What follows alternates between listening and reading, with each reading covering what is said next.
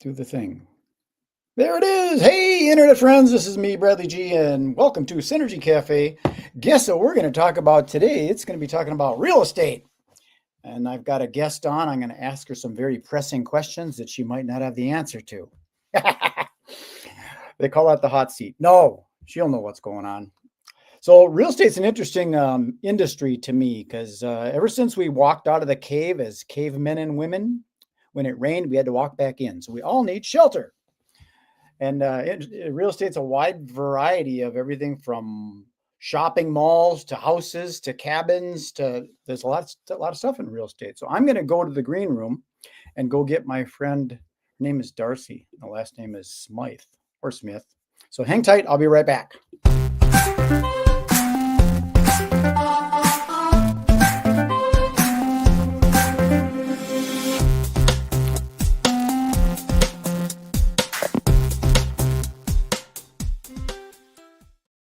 There she is, Darci Smith. How you doing?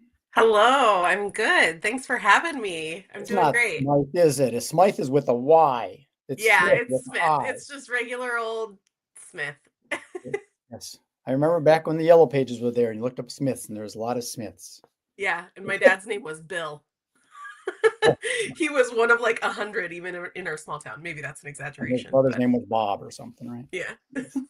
Very cool. So we're going to talk about real estate. How long you been involved with real estate? I have only been doing real estate for about 2 years. Cool. Um, Long enough to know enough to be dangerous, and I guess not long enough to think that I know everything You know, either. my wife works with some real estate agencies to keep their team in place and so they all know how to Mhm. communicate with each other. And we were Yeah. talking about how real estate, people when they first see it, they think, oh my God, it'd be so fun, go out to those big $1 million homes on Lake Minnetonka and oh, it would be so fun to Yeah, it would. picking up the grapes. But there's a lot more work to it than that a lot of people Yeah. don't realize. Yeah, I always say that it's kind of like it's the duck analogy, right? Like I try to look like the calm duck that's just cruising along at the top of the surface of the water, but underneath you have no idea how fast my feet are moving. So, yeah, I it is never really it's thought about that analogy, but I yeah, totally get that yeah, because you gotta hustle. there's a lot of stuff that's behind the scenes that you're doing for Mhm. your clients and prospective clients, Yeah, because even after you sold the house, if it doesn't something stop goes there. wrong, they're going to call you and go, hey, Darci, well, we'll fix that. Yeah. You take Well, care of it. I really do consider myself a resource for life, not just for Yeah. the life of your home buying, but for your life. Like, I have a lot of connections with vendors, people that provide services. So, I you can't get rid of me that easy. Mhm. I'm around to help even after the closing. Well, that's what it is, and especially in real estate, because real estate is an agency. You go to these networking events, and everybody goes, "I'm in real estate. Here's my card. If you ever know anybody," and Yeah. people like me get tons of those, and it's like, Yeah. who do I pick? Who do I prioritize? Right. And it's Right. really about the relationship and how well a person. Like, there's a guy that I knew. I think he was with the Keller Williams Group, Hmm. and he lived over in Wayzata area. But what Okay. he did was he said, once we sell your house, you guys are having a party. You're going to have a housewarming party. You're going to invite anybody you want. I'm paying for all of it. Oh, that's really We're having a big cool. party. And then when I'm done, I'm paying for someone to come in and clean your house up so nobody knew you had a party. And that's what was his thing, is I'm taking care of you. Yeah, that's wild. That's what it takes. Yeah. It does. That is what it takes. I'm also in my business mind. I'm like, how did he make money after all was said and done? But I mean, that's really generous. There's all kinds of different ways that realtors can provide value and support and make you want to come back because that's really what it boils down to. It's all about the repeat business Yeah. and the loyalty and the referrals. So if you don't have that, then you don't really have a stable business. Well, it's good you understand that because some people think Mhm. once you sell the house, yay, I got my commission. Now I can go on to the next one. Yeah, no, And it can't be that. Otherwise, you're just going to be on, we call it the real estate roller coaster forever, yeah. where, you get caught up in the transaction that you're in And then once that's over, now you're going to find your next business. And so it's like your business, I mean, if we're if sorry, if anybody's listening that's thinking about going into real estate, it's really about making sure that you are constantly looking for the next business even while you're in a transaction, and that you're also maintaining those relationships and Mhm. building that connection so that eventually you're not having to work so hard, right? You see the people on Yeah. TV that go into those $1,000,000 houses. Those are people that have worked really hard to build those relationships and build that clientele to get to that point. I still haven't stepped into a house on Lake Minnetonka, and I'm 2 Mhm. years in. Yeah, I think a good realtor needs to be in the past, present, and future all at the Mhm. same time. You gotta be kinda looking Yep. ahead and looking behind and taking care of it. You know, Yep. it's like you see a client or something, a past client that, maybe hasn't talked to you for years, and they've got a flat tire, you Mhm. pull over and help them 100%. 'cause like, our first house in Golden Valley, do you know West Hamilton, perchance? Um, is that a street, like a specific street Nope, or nope, it's a guy's name. Oh, Wes. oh, no, I His name do is not know Wes West Wes Hamilton. Hamilton. Sorry. See, there you go, real estate is on that street. But when we decided to buy a house, he was our go-to guy because we Yeah. knew him through, more, we used to do a lot of things at, like, these, the holistic expos and spiritual expos and stuff, and he was also did numerology. Mhm. So I we love knew that. him through that, and we knew that he was a real estate agent too. Yeah. So because of the relationship, that's why we connected with him, Yeah. and we did the woo-woo stuff, with numerology and dowsing and all that stuff to find our house and everything. Get I back love into that stuff. the feng I shui and absolutely all love that that stuff. stuff. Yep. Yeah. I've learned a lot about feng shui. I've learned um a lot about numerology, to your point, like when you add up the numbers and then get it down to that single digit, and what does that say about the house? Are you looking for abundance? Are you looking for comfort? Are you looking for longevity, relationship? And the numbers can do that. That And does stuff's it so align fun. with the buyer Yeah. and the seller? Exactly, like you as the buyer, what are you looking for in your home, and Mhm. how do we align those numbers and see those signs? And then Well, also, remember how do also, I, as a realtor, keep your best interests at heart, not letting you get blinded by, "Oh, I think this is a sign," but then are you buying something because of that that maybe is gonna come with some headaches down the road, and how do I protect you? yeah, you're looking out for the buyer and the seller in that, like, when you're driving around, you see, "Oh god," they pull up and, "This isn't what I thought it was. This ain't gonna work for you guys. Let's go." We don't even go in the house. We had a couple situations like that I've where had we that just pulled happen. up and said, this isn't it." Uh-huh. And you just spent a couple It does hours happen. driving to and from, and Yeah, so I commend you. yeah. It's a lot of work. Yeah, I mean, it's so fun. That's part of what I love about it. Like, I especially love working with buyers because you get to have those experiences together, and I think that buying a home is so important, right? It's probably one of the biggest decisions and most important decisions and most personal decisions that a person makes in their life, right there Yeah. with, getting married and having children. And not only is it a big deal emotionally, but it's also a big deal financially. For most people, it's the biggest check they ever write. Well, and you're locked And in. You don't get to have buyer's remorse. It's like, yeah, no, once you get through that inspection, you're here. it's pretty much done. Yeah. So it's so important, it's so big. And so I think it's really something special to get to be a part of it. You get to know people on a way different level than most people ever get to know them when you're looking at Mhm. houses together every weekend. Yeah. And, you get to be an advocate and a guide and an educator through that whole process and help them find home, which is, to me, home is everything. Do you prefer to work more with, buyers or sellers? I love working with both. But because I am like that emotionally driven and connections driven person, I love working with buyers just because with sellers, you don't spend that much time together. That's true. And once what if they sell and they're moving to Albuquerque or something? You never see Yeah, them again. yeah. Yeah. I mean, I have a client right now that relocated to California, and I'm helping him sell his house. And I mean, I'm happy to do it, and I'm good at it, and I obviously it's part of my business, but my Mhm. favorite place is buyers because now I just communicate with him via text and phone for the most part. And How once we sell about the how about house, he's first-time buyers versus people that have moved a couple times? Which do you I prefer? like both. I really love first-time home buyers because I love being an educator. Um, I like second-time home buyers too, I would say. I mean, I'm happy to work with anybody, Mhm. obviously, Sure. but I really love being that educator. One of my favorite transactions was a couple that were looking to move up. They're growing their family, they need a little more space. They wanted to change areas of town to be closer to family. And we explored all the different venues that they were interested in, such as new builds, existing builds, um, new build developments versus buying land and building somewhere. And it was such a fun experience. One, I got to learn a lot. So, like, Mhm. now I know a lot about the building process and what that looks like. I work with a custom builder, but not as closely as like actually being in the weeds with it. So I got to get in the weeds. Um, I got to spend a ton of time with them, get to know their family, get to know their little girl and their dog. And then through that, we were able to also really talk about the preparation for selling their existing house and get them really ready for that.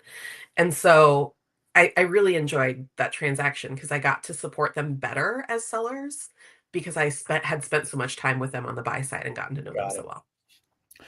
The reason I ask sometimes as far as what you prefer is my marketing hat is on because Yeah, finding specifics because like I go to some of these networking events and there's so many different people from all walks of life there and all different businesses and where's the sure. alignment? Where my background Yeah. with the event industry was you got someone that supplies event planners and there's the planner and there's a direct connection. Yeah. So getting it specific, like I'll tell you a quick little story. It's not real estate related, but it's photography related. There Mhm. was a friend of mine did all sorts of photography, did the glamour photography and the weddings and the seniors and the pets, and he did a lot of stuff. And he kept on getting beat down, like the weddings. All of a sudden, wedding photographers are everywhere, and then all of a sudden, he was doing the glamour shots, and every all of a sudden, Oh, glamour shots, the franchise comes in. yeah. So what he decided to do, because he likes the Hmong community, Okay. he decided to do Hmong weddings. Yeah. That was his thing, Hmong Yeah. weddings. Yep. Yes, he would take the Hmong pets and take a picture of the boat and go out and do some landscape and nature or family portraiture. But he was known as the Hmong wedding photographer. So within that giant community, if anybody says, "Hey, we're getting married," you know a photographer? Alan Forrest. Yeah. Yeah. I mean, it definitely is wise to niche down into Yeah. where you And some want to people are be. afraid to do that because they feel they're missing out on all this other stuff. But the other Yeah. stuff comes in naturally when you know exactly what you Mhm. focus on. And that's why I Yeah. was asking. Yeah, I mean, if I had to like define an avatar of who my client is, Mhm, I mean, you have to be really careful because certainly I love working with everyone of all walks of life, mhm, like, but I seem to be more connected to the young professional. sure. Somebody who is, just getting started with life, maybe just graduated college and is starting to think about buying their first house. Sometimes it's a younger professional growing family that's looking at like upgrading from their current first house to their second home. But that's really where I live is with the young professionals that Speaking are of just that, getting their lives built. I've kind of heard some things about like home buying is becoming not so much. People are thinking, I'm just going Mhm. to get apartments and move like a Yeah. nomad.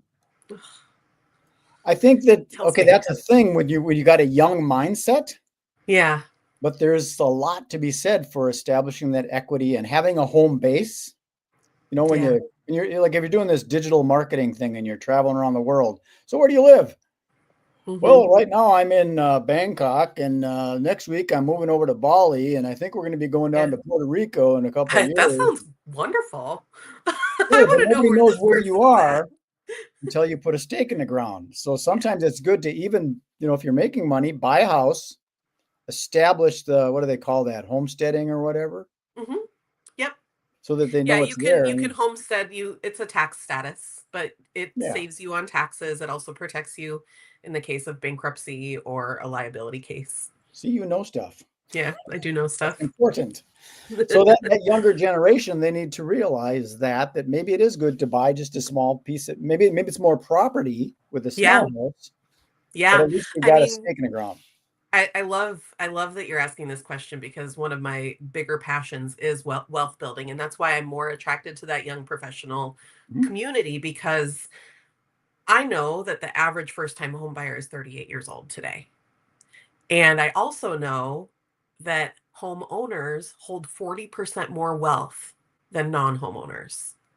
And if you're thinking about starting your life and starting a family and building something, the first step to building wealth and building stability in your life is homeownership. And it's not as hard as a lot of people think it is. I'm not going to lie, like it comes with a lot of responsibility. There's Sure always it going to does. be projects, there's always going to be maintenance, and at the same time, even if those things cost you money, you're at least building equity in your home. You Mhm. are not just throwing away your money to the landlord gods every single month where you're never going to see another penny of it. Exactly.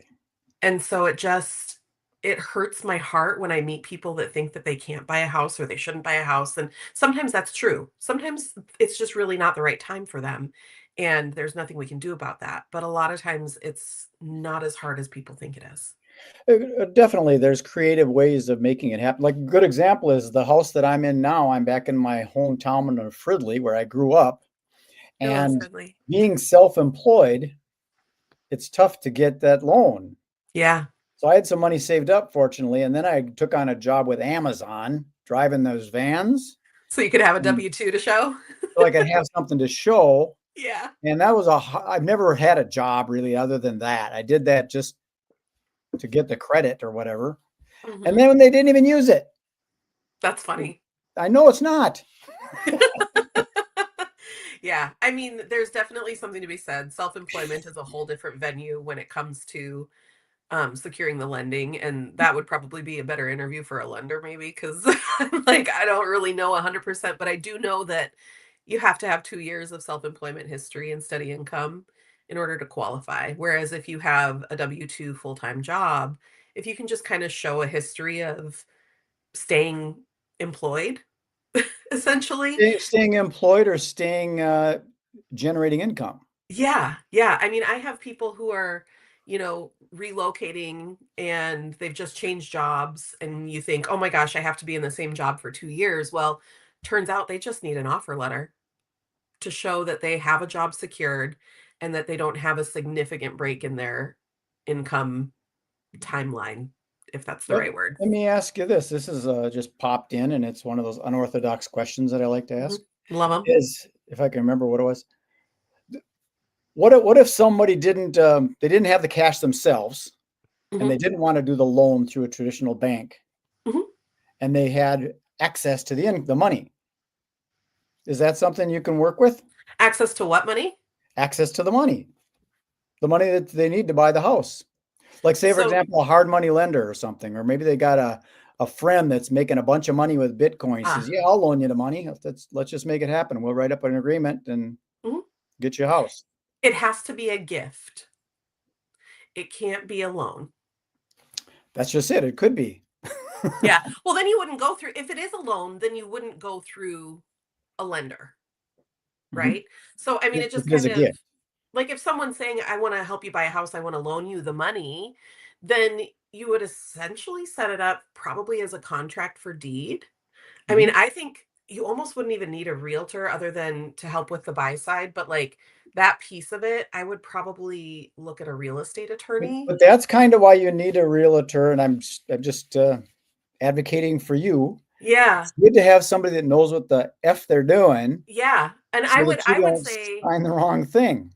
I would say I can help you find the house, Yeah. but first let's make sure that you're protected legally because you got to make sure you have the right name on the house. You got to make sure that you have a true legally binding agreement in place with how this money is being handled. Is it a gift? Is it a loan? What does that look like? And so I would refer them. I have a couple of real estate attorneys that I have a relationship with. Mhm. Um, and depending on who would be the better fit, I'd probably refer them to that to take care of the money piece of it and the legalities. And then I would take over with finding the right house and getting that process going. See, that's kind of what I mean is if you get creative, like my background is magical entertainment, as Hmm. you kind of know, Hmm. that because it's magic, you can do anything. So I have a Hmm. real hard time when someone says, you can't do that. Yeah, you can. It's just, you gotta kind of, it took me a second to process what you were asking, but I mean, another piece of my job, it's people, it's connection, it's communication, but it's also problem solving. I would say actually 90% of my job is problem solving because it's no one person is the same as the next. Every buy side is different. Every sell side is different. And so it's, um, I was on the sell side recently of one that he had a newer build home that we were selling, and the basement was still unfinished. Mhm. And in that development, we were coming across a lot of feedback saying, at this price point, even with a lower price, we'd really like to have a finished basement. Buyers were looking for a finished basement in this area. And we really thought we could just sell it for a lower price so that people would have room to finish the basement. But something with the buyer psychology in that area, they wanted the finished basement. Well, that would So, be me. This yeah. is a beautiful basement. I could see this finished, but how am I going to do that? Yeah, I exactly. just It's want like it where, done. if I'm looking at this price point, I'm probably locked into this price point, right? So I'm not thinking in terms of, maybe I could look $30,000 cheaper and then finish the basement, right? So it just wasn't working out. So we decided to pull it from the market and finish the basement. And then we would come back at a higher price point. Cool. And literally the day after we pulled it from the market, I got a call from an agent who had shown it the week before, and he was panicking because his buyers had put in an offer, gotten accepted, and then things kind of fell apart. And they were getting ready to put their house on the market. They needed to find a house. We were the backup plan, but we had just pulled it from market. And he's going, "Why'd you pull it from market? What's going on?" And they had turned away from it because they wanted the finished basement. So we were Yep. able to work it out that they went ahead and put an offer in while we were off market. We finished the basement during the escrow phase, and then they purchased it with the finished basement. We never went back to market with that house because we just solved the problem for both sides. There you go. That's the way it works. There's Mhm. always a way of making it a win, win, win, and win because Yeah. you're in the middle there. So it's a win, Yep. win, win. Yeah. It Well, was we've gone definitely different. for 22 minutes and 24 seconds so far, and I don't like doing these too long because Yeah. they got to be have time to consume. Yeah. But is this basically the name of your company right there, Boss and Co Real Estate? Yeah. So I'm Darcy Smith. I'm part of a team. I'm on Boston Co Real Estate team. It is a women led, women focused group of six of us that sell houses and help with buyers. We all kind of have our different niche, right? We have some younger ones. We have some that we actually have a girl that specializes in professional athletes. See, there Um, you go. yeah, I'm like, I'd love to get into that, but I just really love like real people. Not that athletes aren't, let's not go down that. But yeah, so there's six of us, differing levels of experience, differing niches, and then we are Yeah, part of Keller Williams Select, which is our brokerage. So got it. Keller Williams is a franchise, and each brokerage is individually owned and operated. But we're with Keller Williams Select, which is based in Apple Valley. I live in Maple Plain on the west side, and our group of six is kind of spread out all over the metro, so we can help anywhere. Very cool. Mhm. Well, this is wonderful. I'm going to put you into the green room. If you want to stick around, we can have some more conversation and I can Sure. explain more about how I put this stuff out there. Hmm. But I have some digital hors d'oeuvres in there if you want to partake in some of that. They're all low cal and very healthy for you. Love it. You can Thanks, help Brad. yourself fill your purse. Sounds good. So Thanks, we'll Brad. talk to you later. Appreciate you taking the time. Thank you, Darcy. Yeah, thanks so much, Brad. There you have it, Darcy Smith. She's the boss, and she's got some friends that'll help too. Well, thank you for tuning in to Synergy Cafe. I appreciate you taking the time. If you want to do an interview, you just rattle my cage and we can play the game. Okay. Peace, love, and happiness. Enjoy the rest of your day. Be good. Be kind. Be nice. Be nice.